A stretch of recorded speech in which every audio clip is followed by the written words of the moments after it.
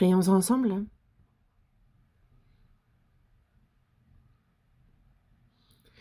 Dieu notre Père, toi qui es plein d'amour, de grâce, toi qui es saint, merci. Par ta puissance précieuse, par ta grâce, ton amour, tu nous as sauvés. Seigneur, tu nous permets de vivre le reste de notre vie au sein de l'Église, qui est ton corps. Tu guides et te souviens de chacun d'entre nous. Merci sincèrement pour toutes ces grâces. Jour après jour, que nous posions la question, comment pouvons-nous rendre à l'Éternel tous les bienfaits que tu as eus envers nous? Que nous n'oublions pas ce cœur précieux, que nous puissions vivre avec, tiens-nous éveillés. Ce monde est trouble de plus en plus, mais que nous, en contrepartie, nous vivions toujours plus de manière plus intègre, que nous attachions à ta parole. Souviens-toi de chacun d'entre nous. Guide-nous, Seigneur. Que les choses vaines de ce monde,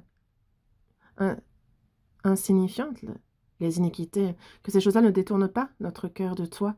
Seigneur, aide-nous, que nous pensions toujours à toi, Seigneur, que nous nous souvenions, Dieu, de ce que tu fais, que notre vie te glorifie, qu'elle te soit précieuse, guide et dirige chacun d'entre nous. Seigneur, nous croyons en toi et marchons dans ce monde. Nous qui croyons en toi, Seigneur, que ta parole, que ta vie, que comment tu as vécu soit notre propre vie, que nous réfléchissions à quel est le lien entre toi et nous, que nous vivions en y réfléchissant, et tiens-nous éveillés, et guide-nous, qu'au milieu des précieuses grâces que tu nous accordes au quotidien, aujourd'hui encore tu nous as appelés avec les frères et sœurs, merci sincèrement. Que dans notre cœur soient gravées les paroles qui nous conviennent chaque jour de comprendre, transforme notre pensée par elles, transforme notre vie. Que ta gloire, Dieu, soit manifestée, que ta grâce soit manifestée, que ton amour le soit aussi. Aide-nous en toutes choses, nous souhaitons que tu nous aides et que tu nous guides. Et nous prions également pour les frères et sœurs qui ne sont pas là, que ton Saint-Esprit soit avec eux, les guide, qu'ils n'oublient pas ta grâce, ton amour, et guide-les jusqu'à toi, qu'ils se confient en toi. Nous nous confions seulement et intégralement en ton Saint-Esprit, Seigneur. Sois avec nous, aide-nous. Et en te remerciant, nous avons prié au nom du Seigneur Jésus. Amen. Ouvrons la Bible à Jean chapitre 5.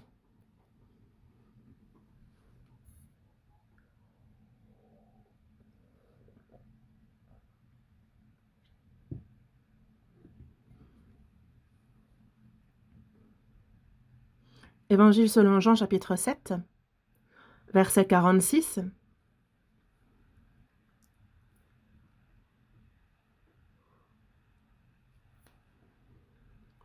Si vous êtes au verset 46, si vous avez trouvé, lisons ce verset ensemble. Les huissiers répondirent, « Jamais homme n'a parlé comme cet homme. » Aujourd'hui, à travers la parole de Jean, chapitre 7, verset 46, je voudrais vous inviter à réfléchir plus profondément à cette question. Quelle relation il y a entre la parole de Jésus, la vie de Jésus et moi? Donc, je souhaiterais partager ce verset avec vous. De plus que, je vous remercie d'avoir chanté ensemble ce précieux cantique, « L'amour est venu », qui s'accorde bien avec le thème du sermon d'aujourd'hui, avec ce verset. Nous savons que servir Jésus comme Seigneur, suivre sa parole, imiter sa vie et porter sa croix, constitue la manière de vivre naturelle des chrétiens. C'est comme ça que nous devons vivre, nous le savons. Mais est-ce que réellement nous vivons en prenant la parole du Seigneur comme critère? Est-ce qu'elle est au cœur de notre vie? Est-ce que c'est elle qui modèle notre vie? Est-ce que nous vivons comme le Seigneur? Bien sûr, certains parmi nous vivent ainsi. Il y a des moments dans ma propre vie où j'ai vécu de cette manière, mais là, maintenant, à cet instant, à la lumière de ce verset, quelle est réellement la manière dont je sers le Seigneur aujourd'hui? Quelle est la relation entre le Seigneur et moi? Donc j'aimerais que ce soit pour nous un temps précieux de réflexion sur ces questions. Pour expliquer brièvement le contexte de ce passage, donc Jésus monte au temple à l'occasion de la fête de la Pâque. Et que ce soit à ses disciples ou au peuple, il adresse de nombreuses paroles, de nombreux enseignements. Et à ce moment-là, il y a donc les principaux sacrificateurs, les pharisiens, qui cherchent à se saisir de lui à plusieurs reprises, mais personne n'a mis la main sur lui. Pourquoi? Parce que son heure n'était pas encore venue, comme le dit la Bible. Et à travers cela, on voit quand même que les discussions au sujet de Jésus, parmi le peuple, commencent à se multiplier. Et quel est le contenu de ces discussions?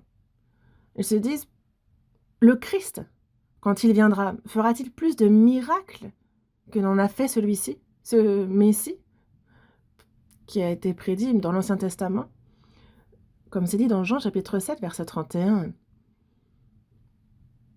Donc ainsi, les principaux sacrificateurs, les chefs religieux, les pharisiens voient peu à peu le cœur du peuple s'incliner vers Jésus, et ça fait naître en eux une grande inquiétude.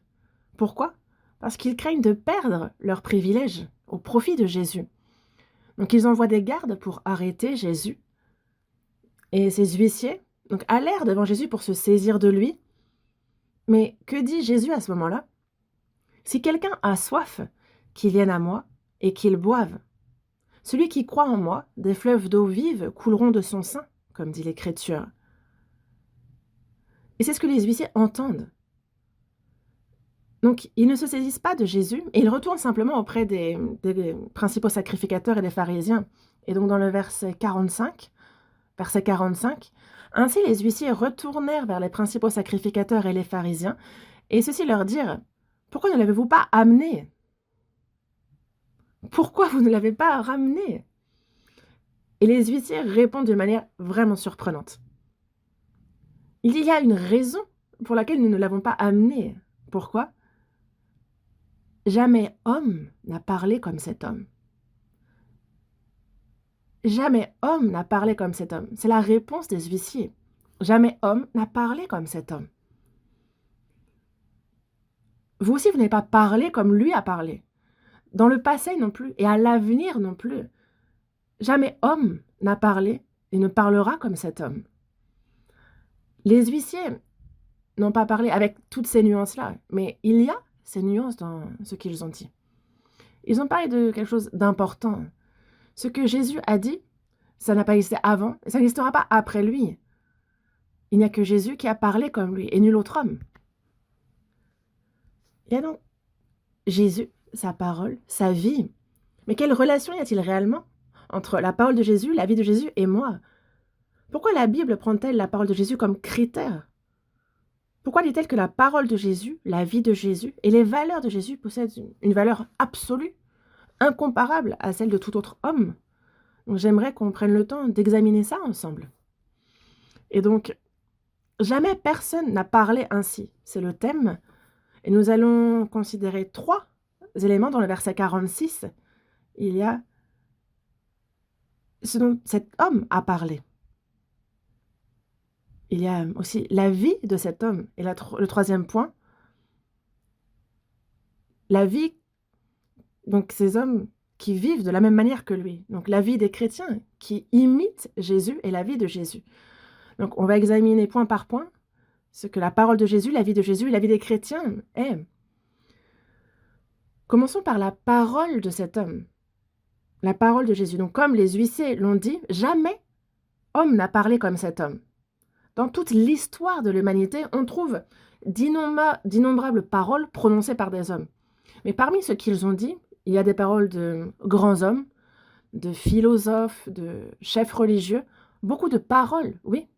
Mais, du point de vue des huissiers, la parole de Jésus-Christ qu'ils venaient d'entendre était incomparable à toutes les autres.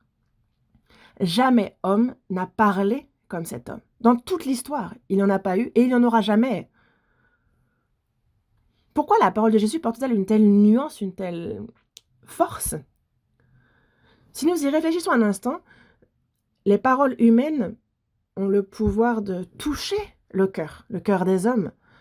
Et donc, on écoute la parole de certaines personnes ou même dans les chansons de ce monde, quand on écoute les paroles, ça peut être bref, mais notre cœur est profondément ému, on a les larmes qui montent aux yeux, des fois c'est la joie qui surgit, n'est-ce pas? C'est là la force des mots. Dans le monde, il existe beaucoup de mots, de paroles de ce genre. Des paroles bien écrites par les hommes, de belles paroles, des paroles qui touchent le cœur ou des paroles qui changent la manière de penser. Il y a beaucoup de mots comme ceci. Mais nous, lorsqu'on essaye d'étudier les paroles prononcées par les hommes, on se rend compte à quel point c'est difficile en réalité. Surtout si on feuillette des ouvrages de philosophie, on se demande souvent, mais qu'est-ce que ça veut dire? Et c'est pareil pour la religion. Si on réfléchit un peu, parmi les expressions qu'on utilise couramment, il y a des termes comme la métaphysique ou la physique au sens de ce qui est au-deçà de la forme. Et nous, gens ordinaires, pourtant, on emploie aussi ces mots-là sans y penser. Mais vous êtes capable d'expliquer clairement ce qu'est la métaphysique ou la physique? Ce n'est pas facile, n'est-ce pas? Ensuite, il y a l'idée de Platon. Quand on étudie la philosophie, on parle clairement des idées, mais on ne sait pas vraiment ce que ça signifie. Il y a aussi Sartre qui dit « l'existence précède l'essence ». Mais qu'est-ce que l'existence? Qu'est-ce que l'essence? En réalité, les gens dans ce monde utilisent des expressions, en fait, ça condense beaucoup de sens dans un seul mot très court. Et si on n'étudie pas et si on n'apprend pas la signification de chaque mot, il est extrêmement difficile de les comprendre. Il en va de même pour la religion. La forme, c'est le vide, c'est la forme. Hein? Qu'est-ce que la forme? Qu'est-ce que le vide? C'est extrêmement difficile. Et pourtant, nous utilisons ce genre d'expression. Donc, il y a ce genre de paroles que nous aussi on prononce. Il y a beaucoup de paroles de philosophes, de chefs religieux, il y a de nombreuses belles paroles, des proverbes ou des expériences de la vie. Ils touchent le cœur. Et ces paroles peuvent, hum, pendant un moment, réconforter mon cœur, le toucher, ou encore changer temporairement ma façon de penser. Mais la raison fondamentale pour laquelle elles sont différentes de la parole de Jésus, c'est qu'elles ne peuvent pas résoudre le problème de ma mort, n'est-ce pas? Aucune parole de ce monde, aussi excellente soit-elle, aussi philosophique, aussi logique soit-elle, elle ne pourra jamais résoudre le problème de ma mort ni de celui de mon âme. Par contre, quand on regarde les paroles que Jésus a prononcées, on constate que il n'a presque jamais parlé en utilisant des mots qu'il faudrait étudier ou des termes que nous ne connaissons pas du tout. Lorsqu'on examine attentivement ces paroles, on voit que Jésus a parlé avec des mots de la vie quotidienne, des mots que même les enfants peuvent comprendre.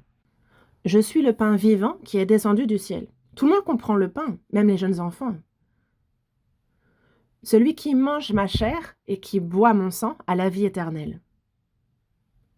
Je suis le chemin, la vérité et la vie. Rien de difficile dans ces mots-là. Réfléchissez un peu aux paroles que Jésus a prononcées. Y a-t-il dans ce qu'il a dit des spéculations philosophiques ou des termes abstraits? Jamais. Il n'utilise que des mots de la vie quotidienne. Si un homme ne naît de nouveau, il ne peut voir le royaume de Dieu. Si vous ne mangez la chair du Fils de l'homme et si vous ne buvez son sang, vous n'avez point la vie en vous-même. Mais pourtant, bien qu'il ait parlé avec des mots simples, ceux qui l'écoutaient disaient, dans Jean chapitre 6, « Cette parole est dure, qui peut l'écouter ?» Il a pourtant parlé en termes très simples, du pain, il parle du sang, il parle de la vie. Et pourtant, ceux qui écoutent disent, c'est difficile. De quoi parle-t-il? Nous ne comprenons pas. Et c'est pour ça que si nous y réfléchissons, la raison pour laquelle la Bible établit une différence absolue entre la parole de Jésus et celle des autres hommes, c'est parce que même si Jésus parle avec des mots simples, la parole de Jésus possède une puissance ultime. Elle a une efficacité. Et cette efficacité, c'est la vie. Oui, parce que la parole de Jésus a la vie. La parole de Dieu est vivante et efficace. Elle est vivante et efficace. La parole de Dieu contient la vie et cette parole de vie me fait vivre. Aucune parole de ce monde ne peut faire vivre mon âme, mais la parole de Jésus, elle a rendu la vie à mon âme.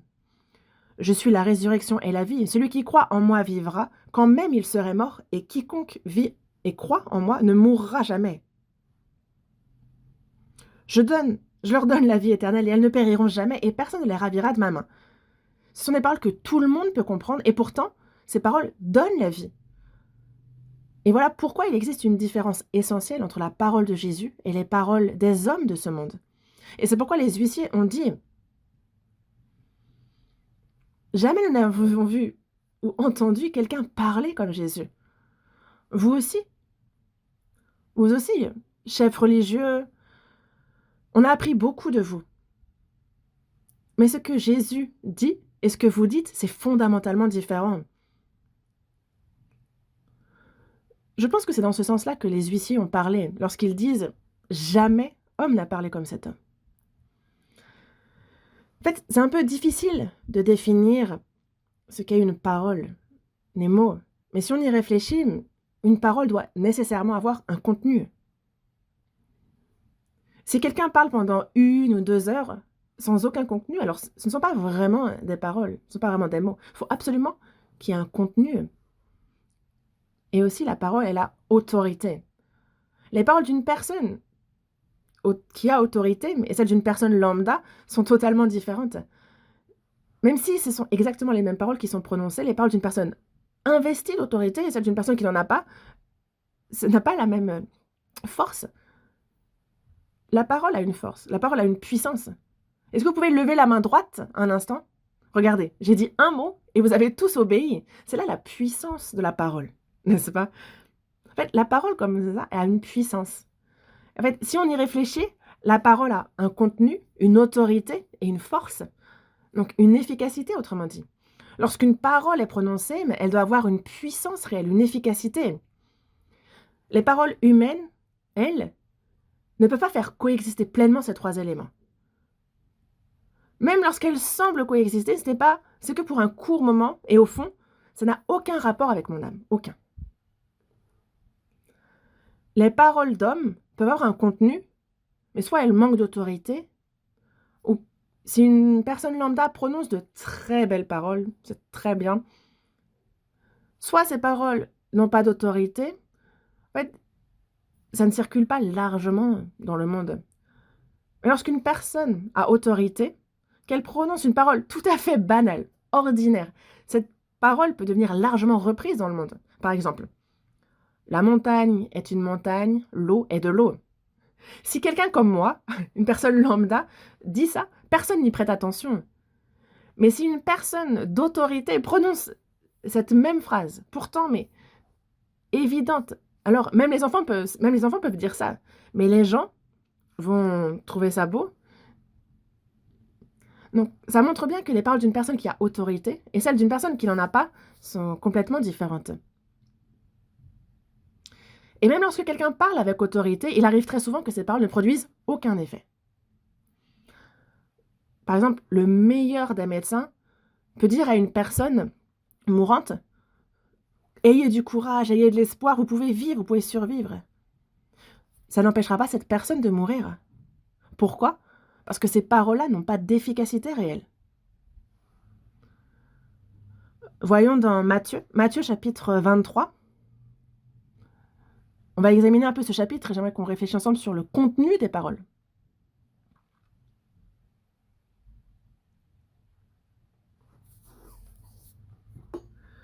Matthieu chapitre 23. Parce que Jésus s'adresse ici aux principaux sacrificateurs, mais voyez un peu le contenu de ces paroles, l'autorité et l'efficacité, la puissance. Donc j'aimerais que vous pensiez à cela lorsque vous lisez ce passage. Je vais lire le verset 3.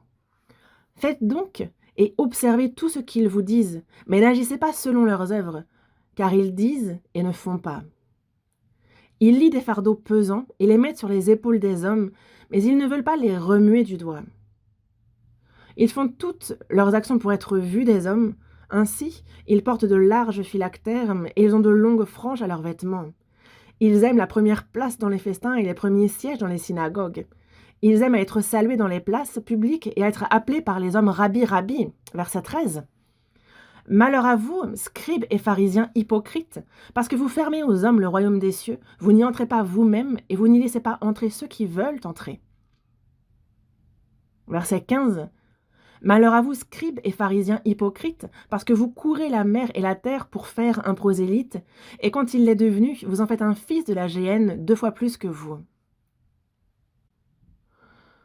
Donc, si vous regardez ces versets, on voit que les paroles de ces religieux, il y a bel et bien un contenu. Il y a un contenu, c'est certain. Ils possèdent aussi une certaine autorité religieuse. Et pourtant, qu'est-ce que le Seigneur dit de leurs paroles? Il dit: faites donc et observez tout ce qu'ils vous disent, mais n'agissez pas selon leurs œuvres. Pourquoi? Parce qu'ils disent et ne font pas. Je pense que c'est là l'attitude générale de la plupart des hommes dans ce monde.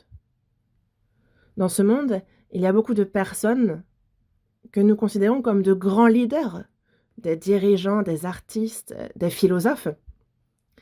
Mais lorsqu'on examine de près leur vie, et on y trouve beaucoup de choses honteuses. Surtout, il y a beaucoup de personnes qui ont pu sexuellement ou intérieurement pourrir. Et donc, leurs paroles et leurs écrits sont pourtant largement diffusés. Et c'est pareil pour ces chefs religieux. Ils disent: vivez bien, vivez justement, vivez droitement. Mais eux, ils ne vivent absolument pas de cette manière. C'est pourquoi le Seigneur dit: faites donc et observez tout ce qu'ils vous disent, mais n'agissez pas selon leurs œuvres, car ils disent et ne font pas. Autrement dit, leurs paroles, il y a un contenu, mais elles n'ont aucune efficacité, aucune puissance. Donc Jésus affirme clairement que c'est là la nature des paroles des hommes et des religieux de ce monde. Donc, les paroles que Jésus prononce possèdent à la fois un contenu, une autorité et une efficacité, à la différence des paroles que prononcent les gens de ce monde ou les religieux. Donc il y a ces 3 éléments qui coexistent simultanément dans la parole de Jésus. Lorsque Jésus parle, sa parole est une parole d'autorité, non? Il y a autorité. Et c'est pour ça que lorsque, après avoir achevé le sermon sur la montagne, dans Matthieu, chapitre 5, 6 et 7, lorsque la foule et les disciples ont tout entendu, dans les béatitudes, il est écrit à la fin de Matthieu chapitre 7, et il dit bien: ah, cet homme parle comme quelqu'un qui a autorité, et non comme les scribes. On va chercher ce passage. Matthieu chapitre 7.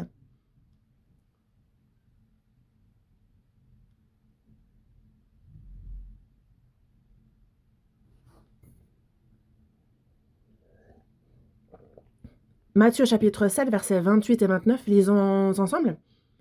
Après que Jésus eut achevé ses discours, la foule fut frappée de sa doctrine, car il enseignait comme ayant autorité et non pas comme leurs scribes.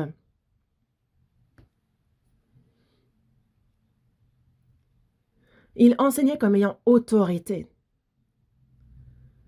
Cette autorité absolue, elle appartient à Dieu et à Dieu seulement. Les paroles que Jésus dit proviennent de Dieu lui-même. Et c'est pourquoi Jésus, quand il parle de manière très catégorique. Par exemple, il dit: je suis la lumière du monde. Je suis le pain de vie. Je suis la porte des brebis. Je suis le bon berger. Je suis le chemin et la vérité et la vie. Je suis la résurrection et la vie. Il est catégorique. Et aucune personne au monde ne peut dire de telles choses.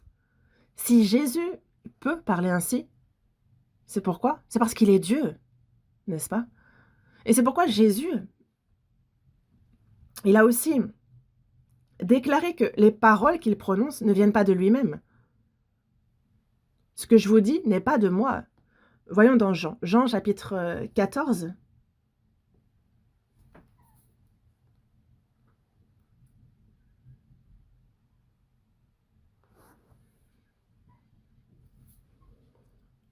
Jean chapitre 14, verset 10. Ne crois-tu pas que je suis dans le Père et que le Père est en moi?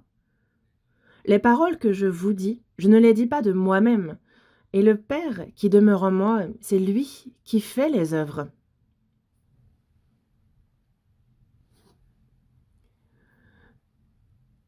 Donc, autrement dit, les paroles de Jésus, il dit bien que ça ne vient pas de lui. Je ne le dis pas moi-même. Donc il y a autorité absolue. Pourquoi? Parce que ce sont la parole même de Dieu. On lit le verset 24 ensemble. Verset 24, lisons ensemble. Celui qui ne m'aime pas ne garde point mes paroles. Et la parole que vous entendez n'est pas de moi, mais du Père qui m'a envoyé.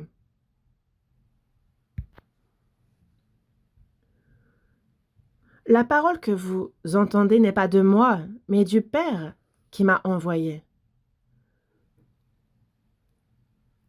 Donc, il y a autorité lorsque Jésus enseigne. C'est pourquoi les paroles de Jésus ont autorité.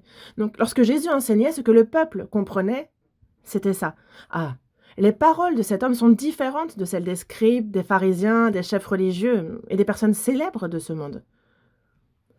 Ah, son enseignement a autorité. Pourquoi? Parce que les paroles qui sortent de Jésus sont la parole de Dieu. Les paroles de Jésus portent une autorité, une réelle puissance. Et aussi, les paroles de Jésus ont aussi un contenu très clair. Et lorsque nous lisons la Bible,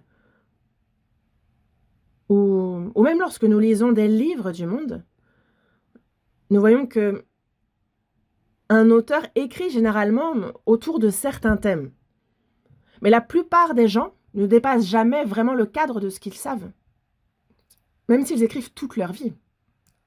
Ils restent souvent limités par l'étendue de leurs connaissances. Mais quand nous lisons la Bible, on peut constater qu'il n'y a personne qui a parlé d'autant de sujets que Jésus. Jésus a parlé de la vie et de la mort, de la bénédiction et de la malédiction, du ciel et de l'enfer, de la lumière et des ténèbres, du péché. Il a abordé un très grand nombre de thèmes.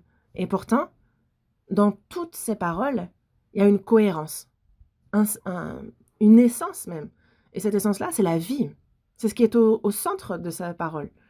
Les paroles de Jésus ont toujours la vie comme essence, comme point central. C'est pour ça que Jésus dit « Je leur donne la vie éternelle et elles ne périront jamais. »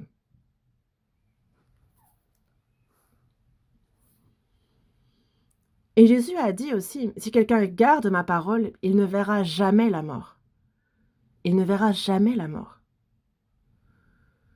Ce qui est au cœur même du message de Jésus, son thème central, c'est la vie. Et c'est pourquoi dans Jean chapitre 5, verset 39, il est dit « Vous sondez les Écritures parce que vous pensez avoir en elles la vie éternelle, sont elles qui rendent témoignage de moi. » Il y a dans la Bible une multitude de thèmes. Si on considère l'Ancien et le Nouveau Testament dans leur ensemble, la Bible couvre des sujets bien plus vastes que n'importe quel livre au monde. Mais parmi tous ces thèmes, ce qui est au cœur, c'est Jésus-Christ. Et ce qui est au cœur même des paroles de Jésus, c'est la vie. Les paroles de Jésus, ce ne sont pas des paroles qui flottent dans le vide pour disparaître ensuite. Elles ont un thème précis, un contenu clair. Les paroles de Jésus ont de l'autorité, elles ont un contenu, c'est la vie, et aussi une efficacité réelle. Et lorsque nous lisons les évangiles, on voit par exemple que Jésus et ses disciples traversent la mer et qu'une tempête violente se lève. Jésus dort parce qu'il est fatigué. Les disciples voient la tempête violente et ils réveillent Jésus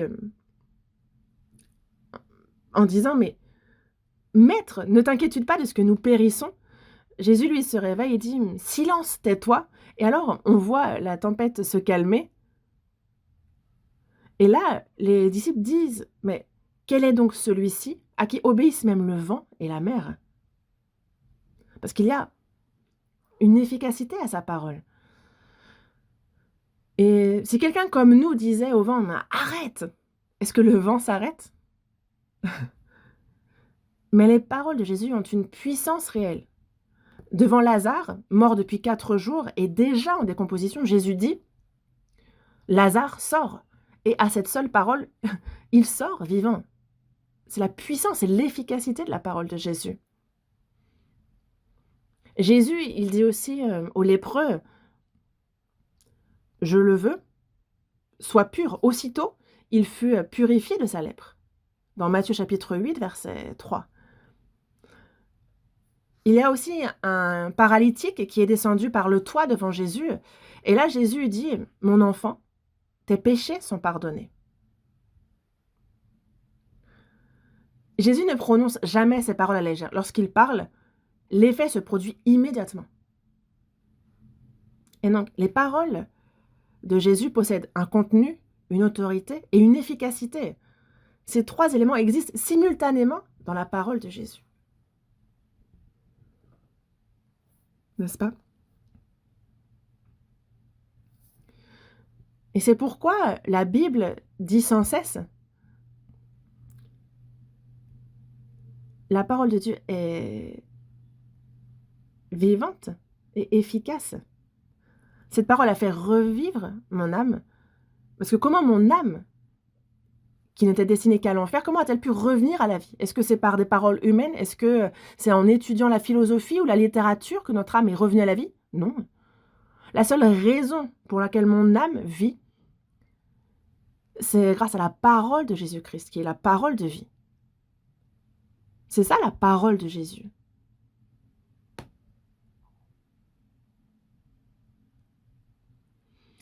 Et c'est en entendant de telles paroles que les huissiers furent profondément frappés. Parce qu'ils ont entendu Jésus dire « Si quelqu'un a soif, qu'il vienne à moi et qu'il boive. Celui qui croit en moi, des fleuves d'eau couleront de son sein. » Et alors là, ils sont surpris, mais qui est donc cet homme pour pouvoir parler ainsi? Ils n'avaient jamais entendu de telles paroles auparavant. Et même les principaux sacrificateurs, les pharisiens, ont été choqués par ces paroles. Et en particulier lorsque Jésus dit « Tes péchés te sont pardonnés », les pharisiens sont bouleversés. Ils se disent « Mais pourquoi cet homme parle-t-il ainsi? Il blasphème. » Il dit même « Moi et le Père, nous sommes un. » Et c'est pour ça que les Juifs ont voulu le faire mourir. Et donc voilà, la parole de Jésus, c'est une parole qui possède autorité, il y a un contenu et une puissance. Et pourquoi? Parce que Jésus vient du ciel. Dans Jean chapitre 8, verset 23, Jésus dit « Vous êtes d'en bas, moi je suis d'en haut. Vous êtes de ce monde, moi je ne suis pas de ce monde. » Dans Jean chapitre 3, verset 31 aussi, « Celui qui vient d'en haut est au-dessus de tous. Celui qui est de la terre est de la terre, et il parle comme étant de la terre.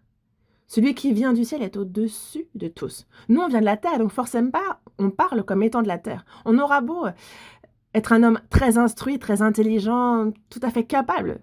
Tout ce qu'il dit reste, au fond, des paroles terrestres. Ce ne sont des paroles écrites dans la poussière qui disparaissent avec le temps. Mais les paroles de Jésus, elles, sont différentes. Elles sont écrites, elles subsistent dans les cieux. Donc, quelle est la relation entre cette parole et ma vie? Cette parole qui a un contenu clair, une autorité absolue, une efficacité réelle. Je dis que je m'y accroche, je vis avec elle.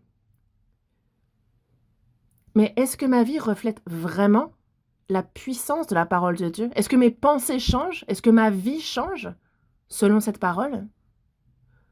J'aimerais qu'on puisse se poser cette question. Parce que là, l'année touche à sa fin. Mais moi, qui dis lire, méditer, mémoriser, m'attacher à la parole de Dieu, comment est-ce que cette parole, comment est-ce que la parole de Jésus se manifeste-t-elle concrètement dans ma vie? Cette parole, donc la parole de Jésus, et Jésus, qui est celui qui est venu dans la chair, c'est la parole faite chair. Donc on voit la vie de Jésus, et sa vie, c'est une vie au sein de laquelle la parole s'est pleinement incarnée, elle a été manifestée par des actes. La vie de Jésus se caractérise principalement par 2 aspects. Le premier, c'est que Jésus, il a vécu selon les Écritures, selon la Bible. On dit de Jésus qu'il est la parole faite chair. Il est venu dans ce monde conformément aux Écritures de l'Ancien Testament, comme cela avait été clairement prophétisé. On le retrouve dans Matthieu chapitre 1, très clairement. Sa vie, il l'a vécu selon les Écritures, il est mort et sa résurrection se sont toutes accomplies selon les Écritures. Voyons dans 1 Corinthiens chapitre 15.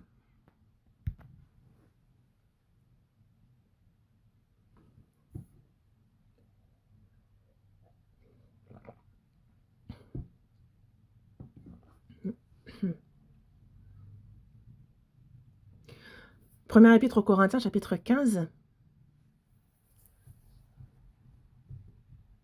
Versets 3 et 4. Versets 3 et 4. Lisons ensemble. « Je vous ai enseigné avant tout, comme je l'avais aussi reçu, que Christ est mort pour nos péchés, selon les Écritures, qu'il a été enseveli et qu'il est ressuscité le 3e jour, selon les Écritures. » Selon les Écritures, selon les Écritures. C'est ce que dit la Bible. Jésus est venu dans ce monde selon les Écritures. Dans Actes, chapitre 3, verset 20, il dit que « Afin que des temps de rafraîchissement viennent de la part du Seigneur, et qu'il envoie celui qui vous a été destiné, Jésus-Christ. » Donc, Jésus avait été destiné à venir dans ce monde, avant même que ce monde ne soit créé, avant même que vous et moi n'existions. À ce moment-là, déjà, Jésus était prédestiné comme le Christ. Et il était annoncé qu'il viendrait au monde par le sein d'une vierge, sans relation avec un homme. Il serait conçu de manière surnaturelle. Et c'est pour ça que Matthieu écrit de manière très claire sur ce sujet. Jésus est venu dans ce monde sans l'intervention d'un homme, conformément aux Écritures, selon les Écritures. Et Jésus a ensuite vécu 33 années de sa vie entièrement selon les Écritures. Les 3 dernières années et demie de sa vie constituent le contenu des évangiles. Lorsque nous, on lit ces évangiles, on voit que les prophéties de l'Ancien Testament, ils sont fidèlement accomplis. Jésus a vécu exactement selon les Écritures, comme ça avait été annoncé. Ce qui est encore plus étonnant, c'est la manière dont Jésus est mort. Les Écritures de l'Ancien Testament décrivent en détail sa mort, et Jésus est réellement mort exactement de cette manière.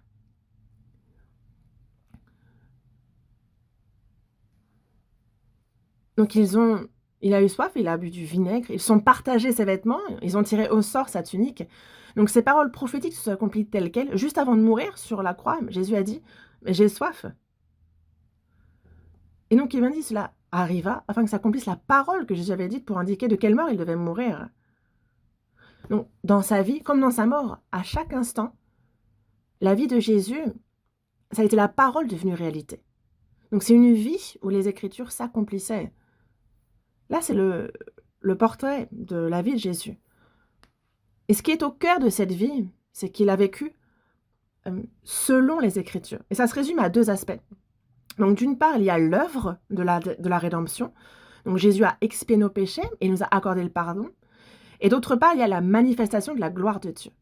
Si on devait résumer en 2 points la vie de Jésus, il avait vécu selon les Écritures, mais ce serait donc l'œuvre d'expiation pour le pardon de nos péchés et la restauration de la gloire de Dieu. Donc nous, là, on s'interroge sur notre propre vie. Est-ce que je vis réellement selon les Écritures? Pourquoi? Parce que nous servons comme Seigneur celui qui est venu dans le monde selon les Écritures. Il a vécu selon les Écritures et il est mort selon les Écritures. Donc bien sûr, nous ne pouvons pas vivre à 100% comme Jésus. Mais il doit néanmoins y avoir dans notre vie une orientation réelle vers une vie conforme aux Écritures. Qu'est-ce qui est au cœur de ma vie? C'est quoi? C'est l'expiation. Nous, on ne peut pas accomplir l'œuvre de l'expiation de nous-mêmes, mais nous pouvons annoncer l'Évangile. Vivre selon les Écritures, ça commence par annoncer l'Évangile. C'est le premier aspect de la vie conforme à la Bible. Après sa résurrection, lorsque Jésus montre à ses disciples les marques des clous dans sa main, la blessure de la lance, quelle a été sa première parole? Il a dit: «La paix soit avec vous». Et qu'est-ce qu'il dit ensuite? «La paix soit avec vous, comme le Père m'a envoyé, moi aussi je vous envoie». Pourquoi le Seigneur nous envoie dans le monde? Pour accomplir son œuvre, parce qu'il a accompli l'œuvre de la rédemption. Nous, il nous envoie pour annoncer cette rédemption. Et donc, nous aussi, ce qui est au cœur de notre vie, selon les Écritures dans ce monde, c'est annoncer l'Évangile. Ce qui est au cœur de la vie du chrétien, c'est annoncer l'Évangile. Et pourtant, dans notre vie au quotidien, nous oublions souvent cela. Même dans la vie au sein de l'Église, on l'oublie. Nous finissons par ne plus savoir pourquoi nous participons aux réunions de quartier, aux réunions de groupe, pourquoi nous participons aux retraites. Souvent, on y participe simplement parce qu'il faut y aller, sans même savoir pourquoi. Mais quelle est la raison fondamentale pour laquelle on participe? Si nous, c'est qu'il y a l'œuvre d'annoncer l'Évangile que le Seigneur nous a confiée.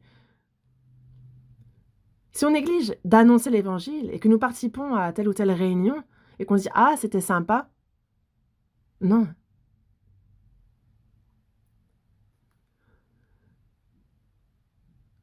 Il ne faut pas que je néglige annoncer l'Évangile. Parce que si je néglige cela et que je dis que j'ai apprécié telle réunion, qu'est-ce que cela veut dire? C'est juste qu'on a trouvé ça amusant, mais ça, c'est très personnel, c'est très individuel. Et sachez que dans ce monde, il y a des activités bien plus amusantes, bien plus intéressantes. Est-ce que c'est par, divertissement? Est-ce que qu'on participe aux réunions? Non. Le fondement même de la vie de Jésus, qui a vécu selon les Écritures, c'est l'expiation, le pardon de nos péchés. Et l'autre fondement, c'est la gloire de Dieu. Et c'est pour ça dans Jean chapitre 17, Jésus a dit, en levant les yeux au ciel, il a dit: «Père, l'heure est venue, glorifie ton Fils afin que ton Fils te glorifie. J'ai achevé l'œuvre que tu m'avais donnée à faire et maintenant, Père, que tu sois glorifié à travers moi.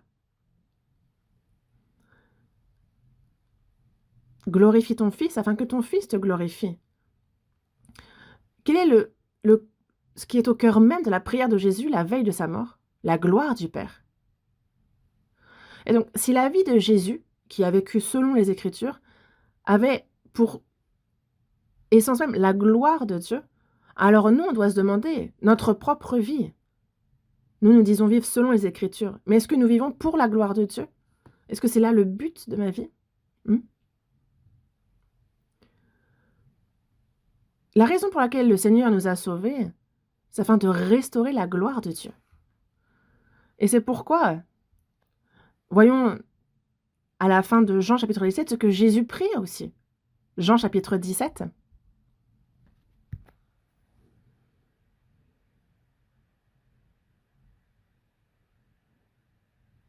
Jean chapitre 17.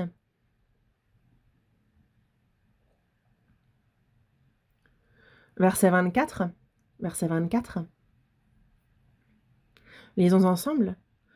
Père, je veux que là où je suis, ce que tu m'as donné soit aussi avec moi, afin qu'ils voient ma gloire, la gloire que tu m'as donnée, parce que tu m'as aimé avant la fondation du monde. C'est là la fin de la prière de Jésus. Il y a, Père, cette gloire que tu m'as donnée avant la fondation du monde, qu'ils la voient. Il parle ici donc de voir la gloire dans la gloire. Donc si notre vie est liée à celle de Jésus, notre vie doit aussi témoigner de Jésus et glorifier Dieu le Père. Ça, c'est une évidence. Et aussi, un autre aspect de la vie de Jésus est qu'il est un exemple pour tous. Dans Jean, chapitre 13, verset 1, il dit: «Avant la fête de Pâques, Jésus, sachant que son heure était venue de passer de ce monde au Père, ayant aimé les siens qui étaient dans le monde, il mit le comble à son amour pour eux». Et qu'est-ce qu'il dit? «Si donc je vous ai lavé les pieds, moi, le Seigneur et le Maître, vous devez aussi vous laver les pieds les uns aux autres». Il a mené une vie exemplaire.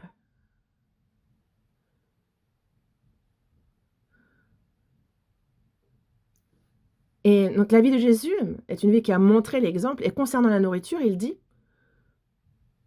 «J'ai eu à manger une nourriture que vous ne connaissez pas». Jésus, il dit que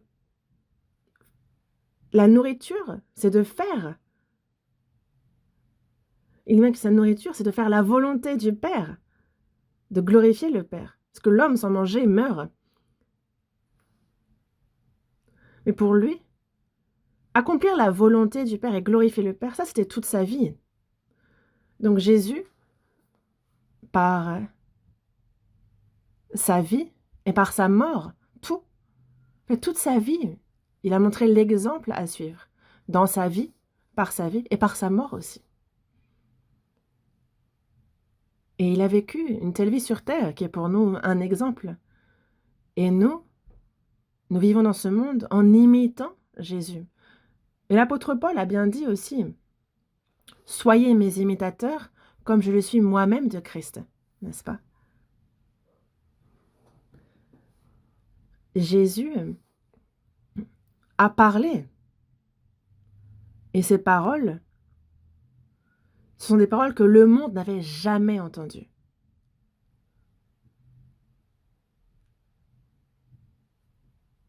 Et Jésus a parlé non pas comme les gens de ce monde. Et il a vécu une vie qui n'était pas du tout comme celle du monde. Il a vécu pour les autres, pas pour lui-même. Jésus n'a pas vécu pour lui.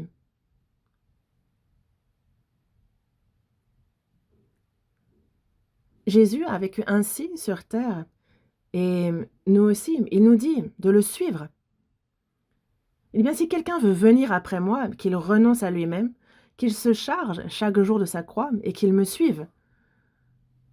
Et nous prenons des résolutions dans nos cœurs. Ah, je veux vivre comme Jésus. Il a montré pour nous l'exemple et on veut l'imiter. Mais nous, on reçoit le salut. On a désormais l'espérance du ciel, une espérance vivante. Nous vivons avec cette espérance. Après le salut, peu importe comment nous vivons ici-bas, que l'on vive bien ou non, nous, on a déjà la certitude d'aller au ciel, n'est-ce pas? Et Jésus nous montre comment vivre dans ce monde.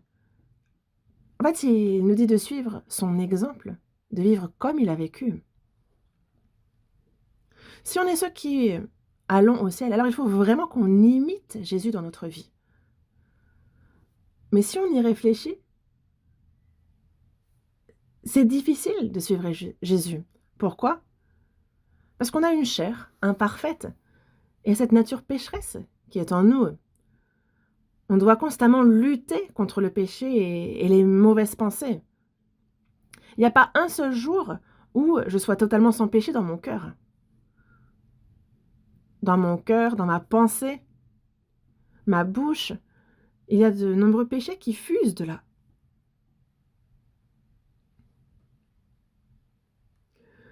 Nous savons que nous avons ces aspects-là et pourtant nous jugeons les autres. Alors qu'en réalité, personne ne peut juger quelqu'un. Est-ce que nous pouvons juger? Est-ce qu'on peut dire à quelqu'un: «Et pourquoi tu vis comme ça?» Est-ce qu'il y a quelqu'un qui puisse dire cela? Personne. Personne sauf Jésus.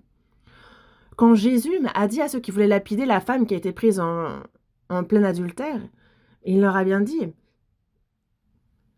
que celui de vous qui est sans péché jette le premier la pierre contre elle. Mais personne ne pouvait jeter la première pierre. Personne ne l'a fait. Une vie qui imite Jésus signifie de vivre sans péché après mon salut. Même si nous avons des péchés, nous devons nous repentir avec sérieux chaque jour, comme lorsqu'on se lave les mains et les pieds, persévérer dans une telle vie. C'est comme ça qu'il nous faut absolument vivre. Après notre salut, pour que nous puissions vivre selon l'exemple de Jésus, Dieu a fait en sorte que nous devenions une nouvelle créature. L'homme ancien est mort. Dans la seconde épître aux Corinthiens, chapitre 5, verset 17, il est dit que si quelqu'un est en Christ, il est une nouvelle créature. Les choses anciennes sont passées. Voici, toutes choses sont devenues nouvelles. Pour pouvoir imiter Jésus dans notre vie, il nous a donné une nouvelle vie. Il renouvelle notre âme, notre cœur, notre intelligence. Nous sommes une nouvelle créature. Il nous a donné une nouvelle vie, une vie nouvelle, donc nous ne mourrons pas. Il y a un esprit nouveau, nous marchons dans une nouvelle voie. Le Christ est entré en moi, il est notre maître, il nous fait suivre cette trace, il nous donne une nouvelle, il renouvelle notre force, il nous fait chanter un nouveau cantique. Et il nous dit donc de vivre en nouveauté de vie. Après le salut, Christ nous appelle à vivre, à marcher dans cette race.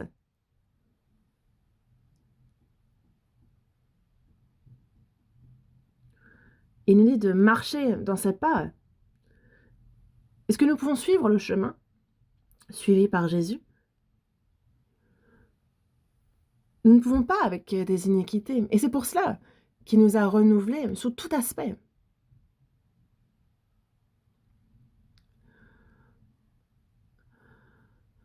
Moi, je me vois et j'ai pas l'impression d'avoir changé. Mais par contre, pour Dieu, c'est différent. Je suis une créature nouvelle. Et donc, nous ne vivons plus désormais avec l'espérance de ce monde, mais nous avons reçu une espérance vivante. C'est ce que Dieu nous a donné. Parce que les choses que j'espérais auparavant étaient les choses de ce monde, comment mieux vivre, comment mieux m'habiller, mieux manger. C'était ça, l'espoir que j'avais dans ce monde. Mais le Seigneur, après m'avoir sauvé, après être né de nouveau, il nous a donné une espérance vivante, comme il nous le dit. Et cette espérance vivante, ce n'est pas l'espérance de ce monde. C'est une espérance pour le ciel éternel. Et c'est cette espérance qu'il m'a véritablement donnée. Et suivre Jésus, une vie qui suit Jésus, ce n'est pas quelque chose de formel, ce n'est pas une formalité. Avant le salut, on se préoccupait de ce que les autres pensent de nous. Et en fait, on se focalisait sur ce que les autres pensent de nous. Et c'est pour ça que si on y réfléchit un peu, en fait, à un moment, j'ai réfléchi à ça. Devant l'église, il y a des poussettes, n'est-ce pas? Et quand je regarde les poussettes, il y avait des poussettes dans le temps aussi. Mais vous vous souvenez de combien ça coûtait une poussette dans le temps? Elle coûtait peu cher. On achetait une poussette pour quelques sous, mais aujourd'hui, une bonne poussette coûte des centaines de milliers, voire des millions de won.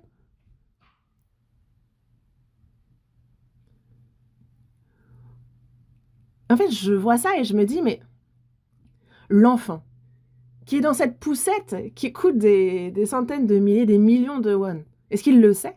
Combien elle coûte cette poussette? Pas du tout. Et donc moi, si je pousse une poussette très chère, ce n'est pas pour l'enfant en réalité. Si on y réfléchit vraiment, c'est pour qui? C'est pour moi. Oh, toi, tu as une poussette à une centaine d'euros. Moi, elle a des milliers d'euros. En fait, c'est plutôt, regarde ma poussette, elle est chère. En fait, c'est toujours ce que les autres pensent de nous. Et c'est comme ça que nous avons vécu.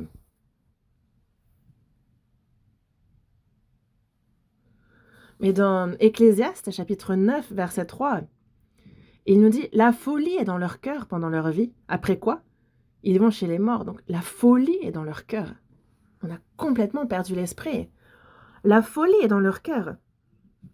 On ne se préoccupe donc pas de savoir ce que Dieu pense de moi, mais de ce que les hommes pensent de moi. Comment ils vont me juger? Que vont-ils penser de moi? Si je fais ceci, cela, si j'ai ceci, cela, que vont-ils dire? Sans se préoccuper de ce que Dieu, lui, va dire. Et c'est vrai, nous vivons pour impressionner les hommes. Et c'est pareil pour la prière. Et c'est pour ça qu'il nous dit de se garder de pratiquer notre justice devant les hommes, de ne pas prier pour être vus des hommes. Mais nous cherchons à être vus, se demandant ce que vont penser les hommes. Je m'excuse, mais ça, c'est quelqu'un qui n'a pas repris ses esprits.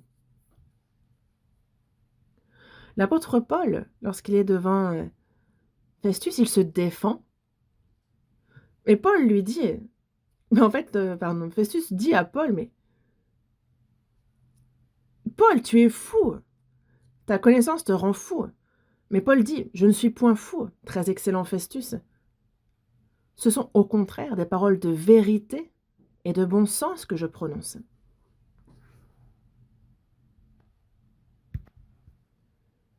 Et nous, chrétiens, nous devons vivre une vie vraie et sainte. Mais souvent, le temps passe et notre vie devient formelle dans ce que nous faisons, dans ce que nous disons. On voit trop souvent que cela devient formel. Nous servons avec zèle à l'Église. Nous servons avec zèle, nous persévérons, supportons. Mais au travail, comment sommes-nous perçus? Et vos collègues à l'entreprise, qu'est-ce qu'ils disent de vous? Ah, encore un chrétien, égoïste. Dès qu'il y a un séminaire, il part plus tôt. Dès qu'il y a un peu plus à faire, lui, il part. Est-ce que c'est ce qu'ils disent de vous? Ça, c'est une formalité.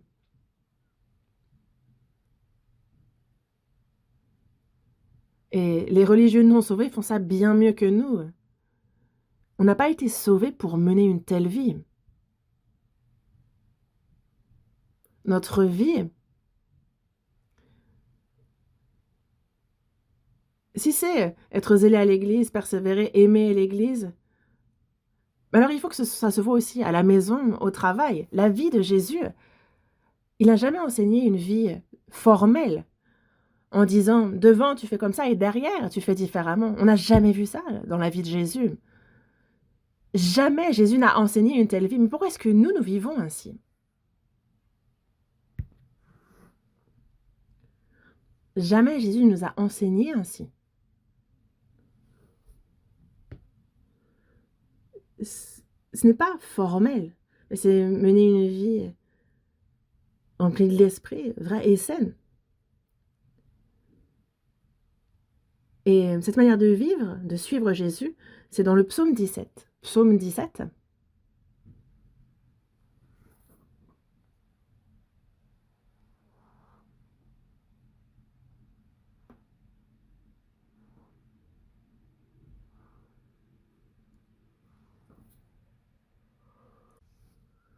Je vais lire à partir du verset 10. Ils ferment, ça parle des méchants, cités au-dessus. Ils ferment leurs entrailles.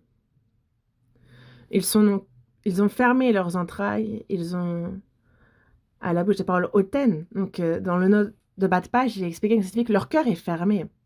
Ça signifie que leur prospérité, leur confort, leur richesse, leur orgueil, ils se sont enfermés sur eux-mêmes. Je suis riche, j'ai la tranquillité, mais en fait, ces choses-là me rendent prisonnière. Donc, il n'y a aucun sacrifice pour les autres, aucun désir de vivre pour les autres, aucun pardon, aucune capacité à aimer. C'est ce qui est dit lorsqu'ils disent ils ferment leurs entrailles. Ils ferment leurs entrailles, ils ont à la bouche des paroles hautaines. Ils sont sur nos pas. Déjà, ils nous entourent. Ils nous épient pour nous terrasser. Ils, donc c'est les méchants. On dirait un lion avide de déchirer, mais un lionceau aux aguets dans son repère. Et c'est ce qui est dans ce monde. C'est ainsi que vit ce monde. Lève-toi, Éternel, marche à sa rencontre, renverse-le, délivre-moi du méchant par ton glaive. Verset 14. Délivre-moi des hommes par ta main, Éternel, des hommes de ce monde. Leur part est dans la vie, et tu remplis leur ventre de tes biens. Leurs enfants sont rassasiés, et ils laissent leur superflu à leurs petits-enfants. C'est ainsi que ce monde vit, n'est-ce pas? C'est comme ça que vivent les gens qui ne connaissent pas Dieu et Dieu les laisse vivre ainsi. Mais comment doivent vivre ceux qui vraiment connaissent Dieu? Verset 15, on le lit ensemble. Pour moi, dans mon innocence, je verrai ta face. Dès le réveil, je me rassasierai de ton image. Les, les gens vivent ainsi dans ce monde, mais ceux qui connaissent véritablement Dieu vivent comme le verset 15. Je suis satisfaite du Seigneur, de son image. C'est ça, vivre en suivant Jésus-Christ. Jésus n'a pas été vaincu dans ce monde. Il a remporté la victoire. Jésus est mort sur la croix.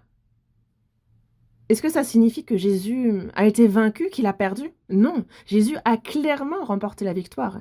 Sa dernière parole était « Tout est accompli, tout est accompli, j'ai triomphé, tout est accompli ». Jésus a triomphé de toutes les luttes contre le diable dans ce monde. Jésus n'a pas été vaincu par le monde, mais nos vies. Quand nous suivons Jésus, nos vies montrent souvent des défaites dans ce monde. Au moindre obstacle, on s'effondre, n'est-ce pas? Jésus, lui, il a porté la croix jusqu'au bout. Pourquoi? Pour triompher. Jésus devait tout accomplir. Où? Au sommet de Golgotha. Il a porté la croix jusqu'au bout pour remporter la victoire dans toutes ses luttes.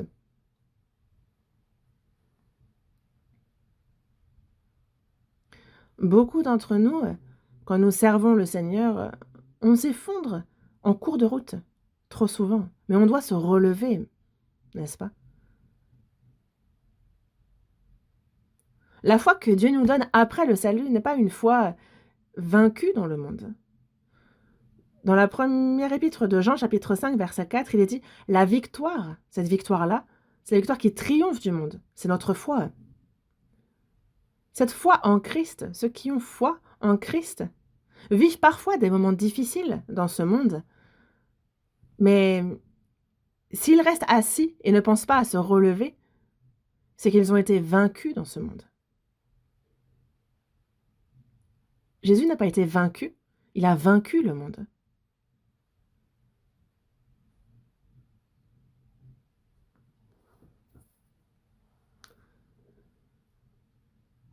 À suivre le Seigneur, on se rend compte que nous passons par la vallée de l'ombre de la mort. On traverse la vallée des larmes. Parfois, on veut même mourir. Il est souvent très difficile de vivre. Mais quand on lit le livre de Job, que dit Job au début? Pourquoi je suis né? Il aurait mieux valu que je meure. Un enfant avorté est meilleur que moi. Et c'est les premières paroles que prononce Job lorsqu'il ouvre la bouche. Dans la vie, ce genre de choses arrive souvent. Mais réfléchissons. Le Seigneur nous dit de le suivre, de vivre en l'imitant. Alors pourquoi permet-il des situations difficiles et douloureuses dans notre vie? Pour quelles raisons? À cause de quoi? S'il voulait, il pourrait nous faire marcher sur un chemin bien plus facile. Seconde épître aux Corinthiens, chapitre 4.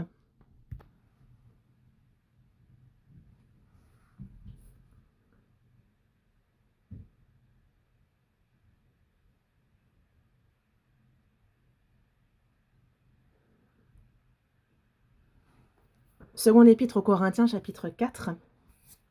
À partir du verset 7, je lis. Seconde épître aux Corinthiens, chapitre 4, à partir du verset 7. Nous portons ce trésor dans des vases de terre, afin que cette grande puissance soit attribuée à Dieu et non pas à nous. Nous sommes pressés de toute manière, mais non réduits à l'extrémité, dans la détresse, mais non dans le désespoir, persécutés, mais non abandonnés, abattus, mais non perdus, portant toujours avec nous dans notre corps la mort de Jésus, afin que la vie de Jésus soit aussi manifestée dans notre corps. À vivre dans ce monde, on se rend compte qu'il nous arrive d'être pressés de toute manière. Et la raison pour laquelle Dieu permet cela, c'est afin que de nous enseigner à vivre une vie qui ne soit pas réduite à l'extrémité. Jusqu'à présent, nous n'avons pas vécu ainsi. Quand on était pressés de toutes parts, on était agités, découragés, en pleurs, on s'effondrait. Mais notre vie jusqu'à maintenant était comme cela, certes, mais à partir de maintenant, il ne faut plus vivre ainsi. N'est-ce pas?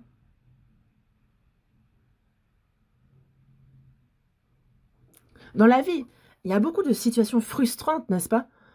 Quand on rencontre ces situations frustrantes, jusqu'à maintenant, on était découragés. On était réduits à l'extrémité. On se disait: «Mais pourquoi rien ne réussit dans ma vie? Pourquoi ma vie est-elle toujours ainsi?» On vivait en étant découragés. Jusqu'à maintenant, oui, jusqu'à maintenant, on a vécu ainsi. Mais à partir de maintenant, il ne faut plus vivre ainsi. Même lorsqu'on rencontre des situations frustrantes, nous ne devons pas être réduits à l'extrémité, découragés. Pourquoi? Parce que notre Seigneur Jésus a vécu ainsi. Dans la détresse, mais non dans le désespoir. On est persécuté, mais non abandonné. Nous aussi, après chez l'Évangile, on subit d'innombrables persécutions. Parfois, on a envie d'abandonner. Je prêcherai plus jamais l'Évangile à cette personne. Mais le Seigneur nous dit de continuer à prêcher l'Évangile jusqu'au bout. Pourquoi? Parce que le Seigneur, lui, a porté la croix jusqu'au bout. Quand nous subissons des persécutions, nous ne devons pas nous effondrer dans ce monde. Il faut se dire que persécuté, mais non abandonné, abattu, mais non perdu. La raison pour laquelle le Seigneur permet de telles épreuves, c'est afin de nous faire vivre une vie que nous n'avons jamais vécue auparavant. À partir de maintenant, nous devons vivre ainsi. Et pour Jésus, les serviteurs ont dit: aucun homme n'a parlé comme cet homme. Jusqu'à présent, on n'avait pas vécu ainsi. Jusqu'à présent, on n'avait pas vaincu le monde. Jusqu'à présent, on n'avait jamais suivi le Seigneur parfaitement. Mais à partir de maintenant, peut-être que jusqu'à maintenant, nous avons vécu comme ça, mais il ne faut plus vivre ainsi.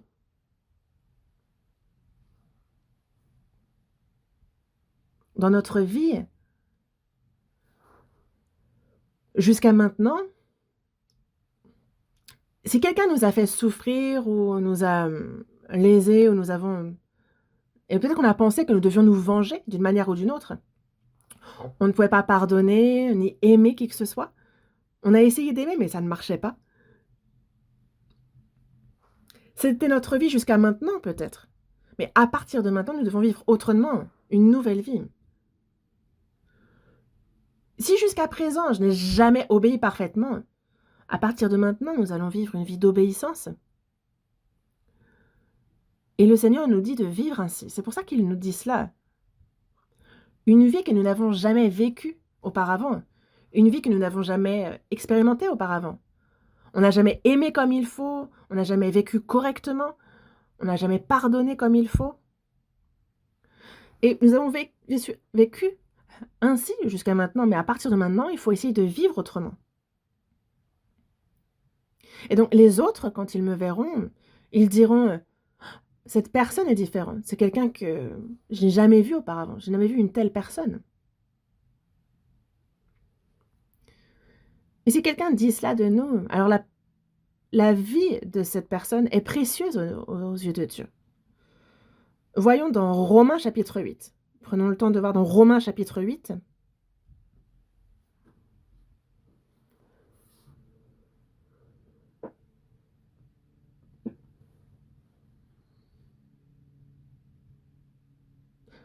Romains chapitre 8,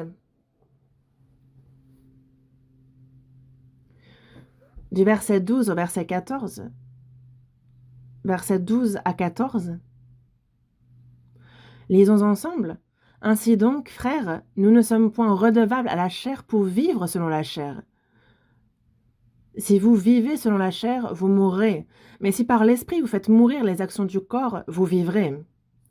Car tous ceux qui sont conduits par l'Esprit de Dieu sont fils de Dieu.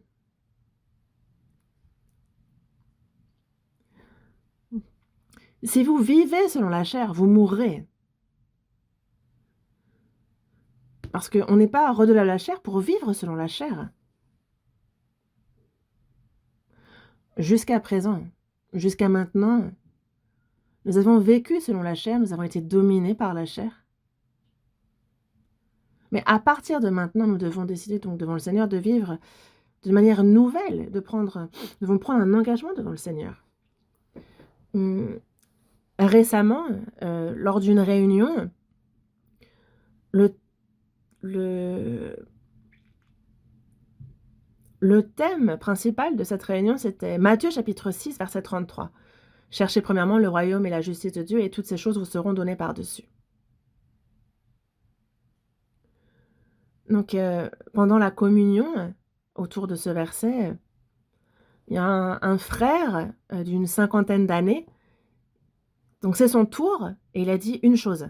Il a simplement dit « Oui, à partir de maintenant, je vais vivre selon cette parole. » Il a simplement dit ça, mais dans mon cœur, ce que je me suis dit, c'est un peu comme si un général avait tiré son épée et était en train de dire « Très bien, à la vie, à la mort, je vais me battre. » Oui, à partir de maintenant, je vais ainsi vivre ainsi. Ouais, le nom de son frère, il s'appelle Changun, qui veut dire général en coréen. Son nom de famille, c'est John. C'est impressionnant, non? En fait, il a dit une phrase, mais c'était... il y a eu un impact. Il dit qu'il va vivre ainsi, même s'il ne l'a peut-être jamais fait auparavant.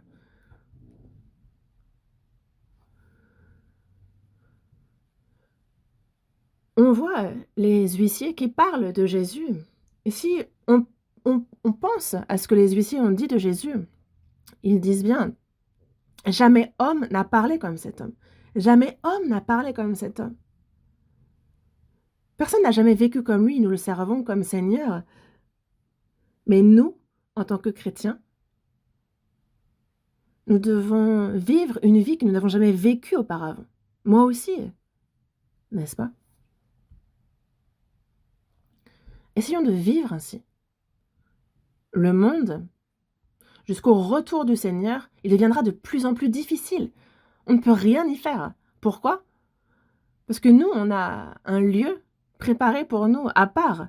Et jusqu'à ce que le Seigneur revienne, ce monde lui deviendra de plus en plus chaotique, plus difficile, plus douloureux. Dans tous les cas, le monde va devenir ainsi.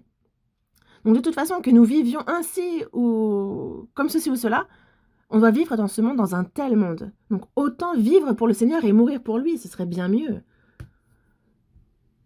Engageons-nous maintenant, parce que nous avons une seule vie à vivre dans ce monde. Ne soyons pas hésitants, mais décidons maintenant, décidons-nous à vivre une vie que nous n'avons jamais vécue auparavant, à aimer comme nous n'avons jamais aimé auparavant, à obéir comme nous n'avons jamais obéi auparavant, et à vivre ainsi à partir de maintenant.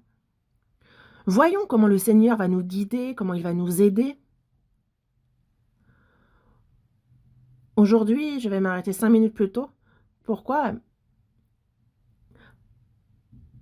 Parce qu'il y a une annonce pour les églises des autres régions, une vidéo de promotion pour la retraite d'hiver, parce que l'église centrale a une vidéo promotionnelle de 2 minutes 22 secondes, et ensuite il y a une vidéo de promotion pour la nuit des saints. Nous allons prier, puis regarder la vidéo pour la retraite d'hiver, et ensuite on va chanter ensemble. Donc, nous regardons après la vidéo pour la nuit des cantiques. Donc, merci de rester, d'écouter jusqu'au bout. Prions ensemble. Seigneur, merci sincèrement pour ton amour, pour ta grâce. Seigneur, tu as vécu dans ce monde.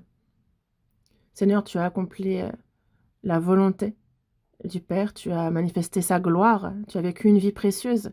Seigneur, que ta vie soit liée à ma vie. Éveille chacun d'entre nous et guide-nous, que dans notre vie aussi, nous puissions vivre une vie que nous n'avons jamais vécue avant, que nous puissions faire ce que nous n'avons jamais fait, que nous n'avons jamais été auparavant. Fais de nous de telles personnes. Nous nous confions en toi et te prions ardemment pour cela, qu'à travers notre vie, que seule et intégralement ta gloire soit manifestée, que ton évangile soit... On en rende témoignage intégralement, que notre vie te soit précieuse. Soutiens-nous jusqu'au bout, guide-nous.